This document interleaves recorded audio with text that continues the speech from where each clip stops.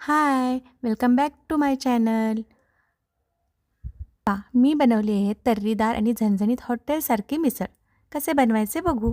त्या कोथिंबीर, खोबरं, कांदा, टोमॅटो हे सर्व साहित्य भाजून घ्यायचं आहे आणि उकडलेले बटाटे, मोड आलेली मटकी ते वाफून घ्यायचं आहे आणि तयार मसाला.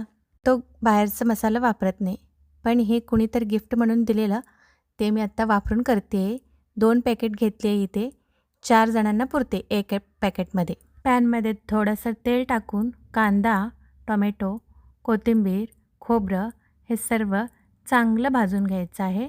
करपून द्यायचं नाही, लो फ्लेमवर भाजायचं आहे. आजची टिप अशी आहे की कांदा, टोमॅटो हे सर्व बारीक गॅसवरच भाजायचं आहे. मोठं करून करपून द्यायचं नाही त्यांना, त्याचं सुगंध जाते. चांगलं यावं त्यासाठी कधी पण गरम पाणीचा वापर करा, गार पाणी वापरू नका.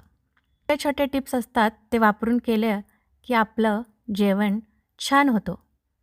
कारधारेचं मिसळ मसाला मिक्सरमधून ते पेस्ट करून घ्यायचं आहे. परत एका पॅनमध्ये किंवा पातेल्यात थोडंसं तेल घालून त्यामध्ये आलं लसणाची पेस्ट टाकली आहे आणि वाटलेला मसाला. हे पण सर्व बारीक गॅस करूनच परतून घ्यायचं आहे. परतून झालं की तुम्हाला जास्त तिखट हवे असल्यास थोडंसं तिखट घातलं तर चालते आणि हा मिसळ मसाला घालायचा आणि चांगलं परतून घ्यायचं.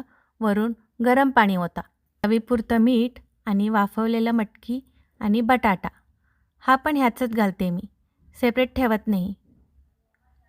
हव्या असल्यास थोडीशी मटकी, थोडा उकडलेला बटाटा सेपरेट ठेवा, चालतो ते पण.